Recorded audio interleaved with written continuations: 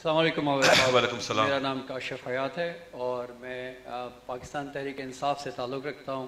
میں کوآرڈینیٹر ہوں ہمارے جو فیڈرل منسٹر علی حیدر زیدی صاحب ہے ان کا.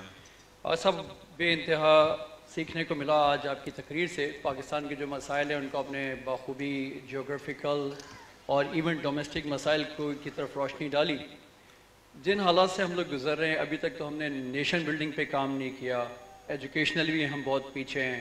اگر ہم دیکھیں تو ایز اے سوسائٹی ہم کہاں اسٹینڈ کرتے ہیں. ہم بات کرتے ہیں فارن پالیسی کی تو ہماری سچویشن ایسی ہے کہ ہم اکنامکلی تو ہمیں نیل ڈاؤن کیا جا چکا ہے, ہم پر امپوز کی جاتی ہیں. ابھی بھی ہم اپنی بات کو ریز نہیں کر سکتے بہت اچھی طرح.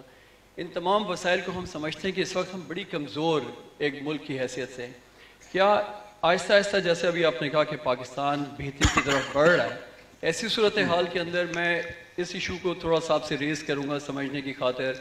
کوالالمپور ایشو جو ہوا جس کے اوپر پاکستان نے پرائم منسٹر صاحب نے اسٹانس لیا, کیا موجودہ جو سچویشن ہے حالات کے اندر اور جہاں ہم کھڑے ہیں اس چیز کو دیکھتے ہوئے کیا سب سے بہترین فیصلہ یہ نہیں تھا یا ہم کنفرنٹ کرتے جائیں؟ غلط فیصلہ تھا.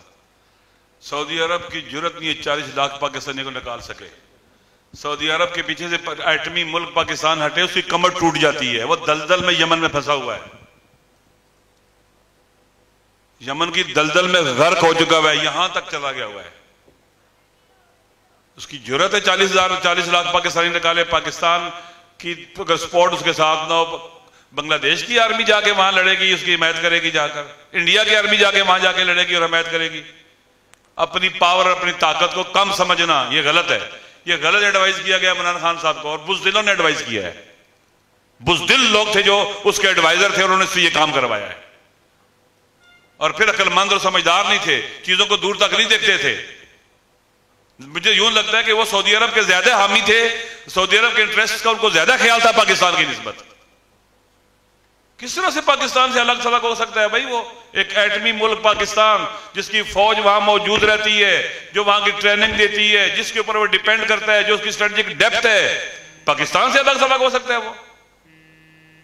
لہٰذا یہ ڈر گئے ہیں, اور جنہوں نے ایڈوائز کیا ہے یا بزدل ہیں یا سعودی عرب کے نیشنل انٹرسٹ کو انہوں نے پاکستان کے نیشنل انٹرسٹ کو کمپرومائز کیا ہے سعودیہ کے نیشنل انٹرسٹ کی خاطر, ان کی قیادت اور رہبری کی خاطر. یہ حقیقت ہے. میں اگر جب مولانا ہوں لیکن واقعی یہاں اگر بے نظیر ہوتی شاید یہ نہ کرتی.